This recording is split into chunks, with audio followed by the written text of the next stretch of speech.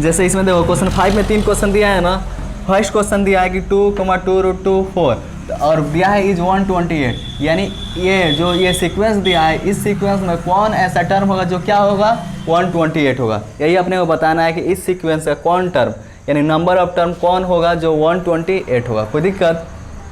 तो देखो सबसे पहले हम लोग यहाँ ये तो हम लोग जीपी पढ़ रहे हैं तो जाहिर सी बात है ये जीपी का क्वेश्चन है, लेकिन एग्जाम में अगर बोल दिया कि बताइए कि इस सीक्वेंस के कौन से टर्म 128 है तो तुमको वहाँ पे चेक करना होगा कि ये एपी में है कि जीपी में है, ठीक है ना। तो देखो एपी और जीपी में डिफरेंस क्या होता है, तो एपी के जो कॉमन डिफरेंस होते हैं ना, कॉमन डिफरेंस आपस में क्या होते हैं, इक्वल होते हैं। यानी डी निकालेंगे, उसके सेकंड टर्म में से फर्स्ट टर्म ये घटाएंगे, थर्ड टर्म में से सेकंड टर्म सब्ट्रैक्ट करेंगे तो उनके कॉमन रेशियो आपस में क्या आएंगे, इक्वल आएंगे। और देखो जीपी में क्या होता है, उनके कॉमन रेशियो इक्वल होता है, यानी A2/A1 A3/A2 इनका जो रेशियो होगा वो आपस में क्या होंगे जी, इक्वल होंगे। यही ना दोनों में फ़र्क होता है एपी और जीपी में। तो देखो अगर इसका कॉमन डिफरेंस निकालते हैं, मान लो डी निकाल रहे हैं A2 - A1, A2 कितना है 2√2, A1 कितना है 2, दोनों में क्या कॉमन है 2 है ना, तो √2 माइनस क्या आ गया √1। और A3 माइनस अब A2 निकालते हैं, कम से कम देखो कम से कम कितने कॉमन डिफरेंस निकाला जाता है चेक करने के लिए एपी में है कि नहीं, दो निकाला जाता है ना। देखो तो A3 कितना है 4, A2 है 2√2 है ना, दोनों में क्या कॉमन है 2 कॉमन है, 2 कॉमन है ना, तो 2 कॉमन ले लेंगे 2 और यहाँ से 2 कॉमन ले लिए तो √2। क्या A2 - A1 इक्वल है A3 - A2 के, नहीं ना, तो ये तो एपी में है नहीं, ये क्या चीज़ में है, जीपी में है, ठीक है ना। और वैसे देखने से भी मालूम चल रहा है कि ये क्वेश्चन जीपी में है। देखो तो और ये A2 में A1 से डिवाइड देंगे क्या आएगा √2 आएगा ना। वैसे A3 में A2 से डिवाइड देंगे तो भी √2 आएगा। देख लो ये A2/A1, A2 कितना है 2√2/2, 2 से 2 कट गया, ये आ गया √2।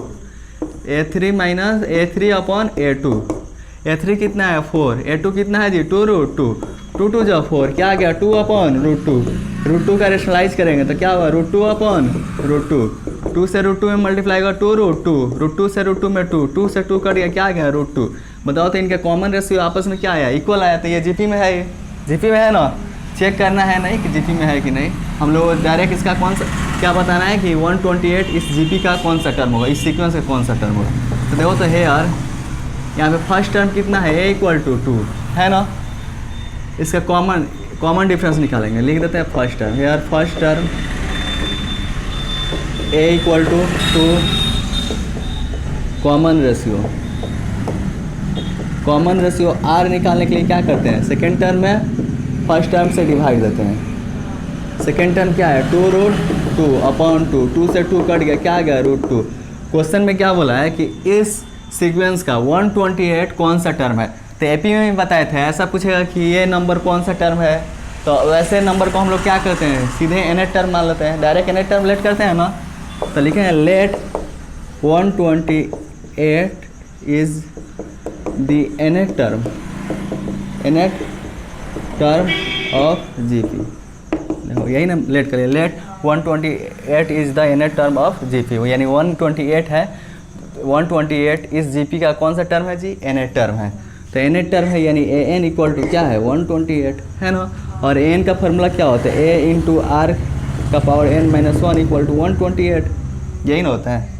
a का वैल्यू कितना है 2r, √2 का पावर क्या है n - 1, 128, 2 इधर क्या चीज़ में है दूसरे साइड जाएगा, तो 2 6 × 12, 2 4 × 8, ठीक है ना। √2 का पावर क्या है n - 1, रूट का मतलब क्या होता है पावर 1/2 होता है ना, तो √2 है तो √2 को 2 का पावर 1/2 लिख सकते हैं, और इसका पावर n - 1 है तो n - 1 = 64। क्या कोई दिक्कत, ये देखो ये है ना, यहाँ पे 2 का पावर 1/2 का पावर क्या है n/2, जब पावर के भी पावर आते हैं तो उनके पावर को आपस में क्या करते हैं मल्टीप्लाई, 7 या 8 में पढ़ी होगी। देखो ये 2 का पावर 1/2 और इसका होल पावर क्या है n/2, तो पावर के भी पावर है तो इनको आपस में क्या करेंगे मल्टीप्लाई, तो 1/2 से n/1 में मल्टीप्लाई करेंगे, सॉरी n - 1 में, तो 1 से n - 1 में मल्टीप्लाई होगा n - 1, इसके बेस में है 1, इसके बेस में है 2, तो 1 में 2 से मल्टीप्लाई होगा 2 = 64। क्या दिक्कत है,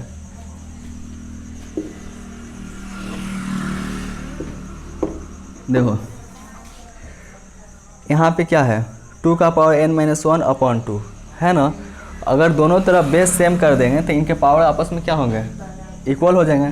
तो 2 के पावर n-1/2, 64 को हम लोग क्या लिख सकते हैं, देखो तो, अगर समझ में नहीं आएगा तो फैक्टर निकाल दो। ये 2 से 2 3 जा 6, 2 2 जा 4, और 2 3 जा 6, 2 2 जा 4, 2 1 जा 2, 2 6 जा 12, 2 8 जा 16, 2 2 जा 4 जा 8, 2 2 जा 4, कितने 2 आ गए, 1 2 3 4 5 6। तो 2 के पावर क्या लिख देंगे, 6। कोई दिक्कत, दोनों तरफ बेस क्या हो गया, सेम हो गए, तो इनके पावर भी आपस में इक्वल हो जाएंगे, n-1/2 equal to 6।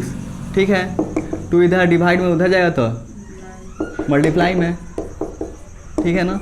n-1 equal to 6 2 जा 12, n इक्वल टू 12 -1 दूसरे साइड गया तो +1, n इक्वल टू कितना आ गया 13।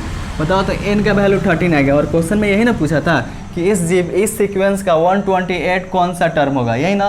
तो इस सीक्वेंस का जो 13 टर्म होगा ना, इस सीक्वेंस का 13 टर्म कितना होगा, 128। तो लिख रहे हैं hence 13th term of the